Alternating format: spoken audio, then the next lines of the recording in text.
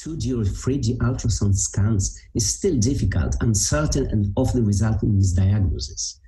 Even during hysteroscopy, the golden standard in uterine assessment, the diagnosis depends on operator experience and is therefore not always objective. The prevalence of congenital uterine anomalies has been reported to vary depending on the population and the diagnostic technique used. CUA have been shown to affect 4.3 until 6.7% of the general population and from 3.4 to 8% in infertile population. In women characterized as recurrent aborters, the figure has been reported to be 12.6 until 18.2. Studies comparing reproductive outcome between women with and without uterine anomalies diagnosed during routine hysteroscopy suggest reduced clinical pregnancy rates, increased spontaneous abortion rates, and preterm delivery rates. The first announcement remarked that small, not diagnosed, anatomical abnormalities may play a significant role in implantation failure came with publications of Venetis and Crevisis. The ESHRE ASG consensus of the classification of female genital tract congenital anomalies brought a new taxonomy system, helping to understand the implication in reproduction better. The more pronounced congenital abnormalities are well known, and their negative influence on the implantation process has been statistically confirmed. The new classification focuses also on the new small light categories. These small anatomical variations are expressing different degrees of uterine and endometrial dysfunction. Their influence in the implantation process is probably under-investigated, partially unknown, and underestimated. The method of endometrial scratching is a mechanical endometrial injury which intends to induce desubalization and the healing process, allowing the release of cytokines, growth factors, and other immune modulators to the endometrium in order to facilitate implantation. There is no common consensus about the benefit of endometrial scratching. The most common and controversial issues are underpowered observational studies, many different techniques described in literature, usually performed using a soft plastic PIPL, endometrial biopsy catheter such as Kaman cannula, Novacurette, and very, very rarely microsurgical hysteroscopic scissors. Differences in the number of times the procedures was performed, the degree of injury, variations in stimulation protocols, differences in timing, problematic control groups, usually RIF patients. A lot of studies, low quality evidence, problematic groups. The majority of the studies refer to PIPL scratching. To scratch or not to scratch, this is the question. The current evidence is insufficient and conflicting. We really need for well-designed studies, well-powered studies, homogeneous characteristics of study population, carefully selected control groups, subgroup analysis of subfertile couples, live birth important endpoint, optimal endometrial injury protocol with regards to technique, type of device, timing, frequency, stimulation protocol, and optimal target patient's population.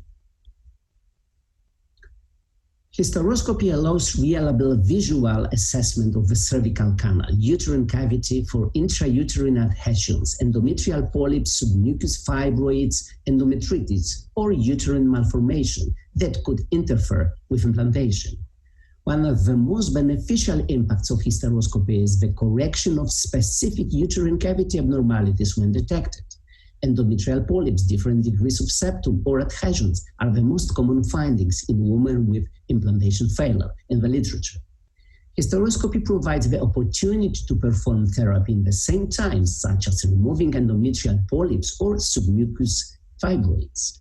Therefore, hysteroscopy is currently the only direct method for observing physiological and pathological changes of endometrium, as well as accurate scratching and treatment. Study question: does hysteroscopic endometrial fundus incision in oocyte recipients before embryo transfer increase pregnancy and live birth rates? This study is a retrospective controlled trial involving oocyte receptor patients undergoing embryo transfer during a donation program at Assisting Nature Human Reproduction and Genetics, Thessaloniki, Greece. It was approved by Ethical and Scientific Committee of Assisting Nature Unit.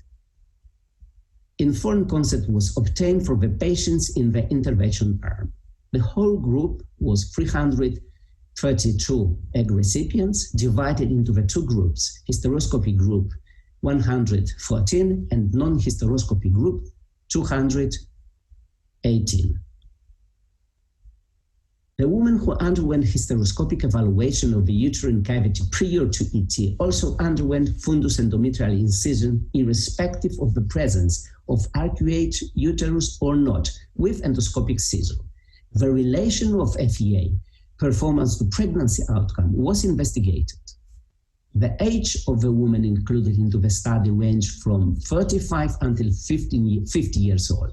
The mean years of infertility was about 4.6. The mean blastulation rate in our lab with donor eggs was over 59%.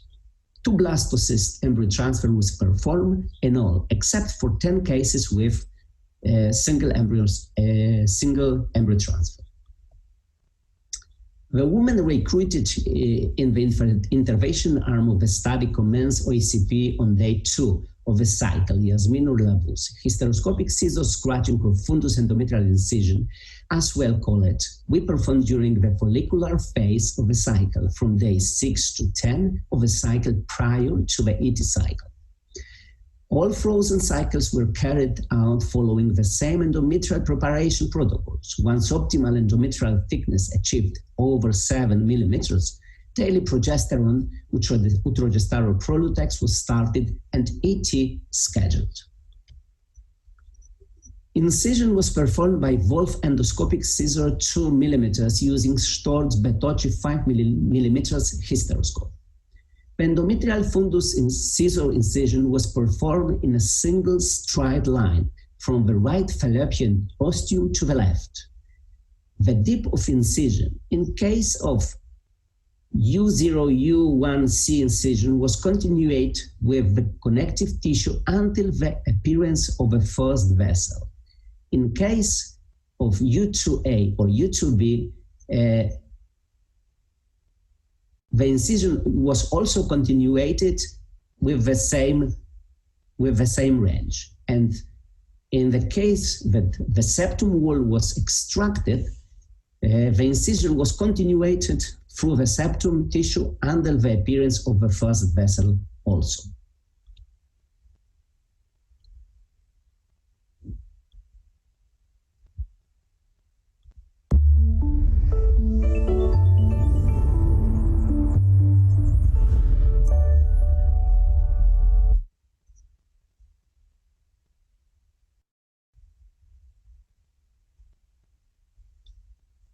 As you can see here in the video, we are preparing to perform the EFI procedure.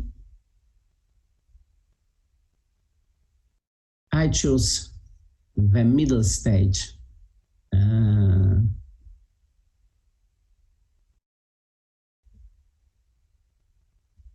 as you can see that we are working with the scissor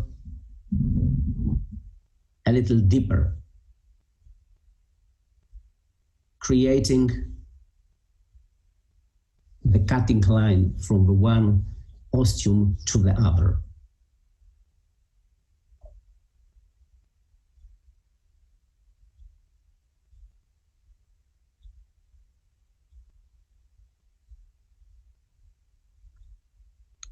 This is the final view.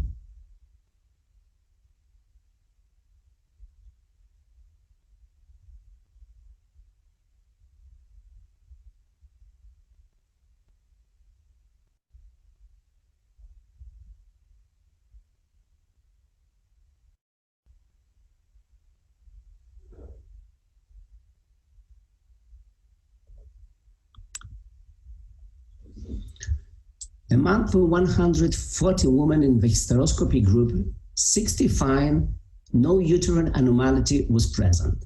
33 were diagnosed with U2A partial septate arcuate uterus, 10 with U2B complete septate uterus, and 6 women with UIA T-shaped uterus. All women, regardless of the presence of uterine abnormalities or normal cavity, underwent endometrial fundus incision with Wolf endoscopic scissor. Initial positive HCG test was 73.7 in the hysteroscopy group and 57.3 in the non-hysteroscopy group. Live birth rate was higher in the hysteroscopy group than in the non-hysteroscopy group, 56.1 and 42.2, reaching statistical significance with a p-value of 0.015. It has been reported that the prevalence of minor uterine abnormalities identified by hysteroscopy is as high as 30 to 45% under normal transvaginal sonography, and abnormalities found by hysteroscopy are significantly higher in the patients with previous assisted reproduction techniques failure. Two prospective and randomized controlled trials, RCTC, confirmed the value of hysteroscopy in women with RIF by demonstrating significantly increased clinical pregnancy rate. It has also been shown that the fertility-enhancing effect of hysteroscopy could be independent from the correction of uterine abnormalities. Hysteroscopy has been proposed to improve ART outcomes through the endometrial injury process leading to embryo implantation. The time interval between mechanical injury and ET is very important to influence pregnancy outcomes. Comparing to the traditional non-hysteroscopic scratching procedure, the hysteroscopy has been performed during early follicular phase, 1 until 6 months before the start of the new ART cycles based on literature. The techniques of hysteroscopic scratching are not sufficiently described in literature. There isn't any common consensus according to the technique and surgical tools. Our proposed technique, named as Fundus endometrial scissor incision, is performed always in a cycle with OCP, 1 cycle prior or 2 cycles prior to the embryo transfer cycle, in follicular phase of the cycle, day 6 until day 10, in the line from the right opening of the fallopian tube to the left. Incision is continuing within the connective tissue until the appearance of the first vessels. The benefits of technique named as endometrial fundus scissor incision are always in the cycle prior to embryo transfer cycle, giving us the stability and time for inflammatory reaction of the endometrium. In the same follicular part of the cycle from day 6 to day 10, and under the control of contraceptive pills, giving the stability of endometrial growth and thickness. Detailed described technique, allowing operators to perform the procedure in the same way. Direct eye control procedure compared to all other techniques of scratching. Thank you very much for your attendance.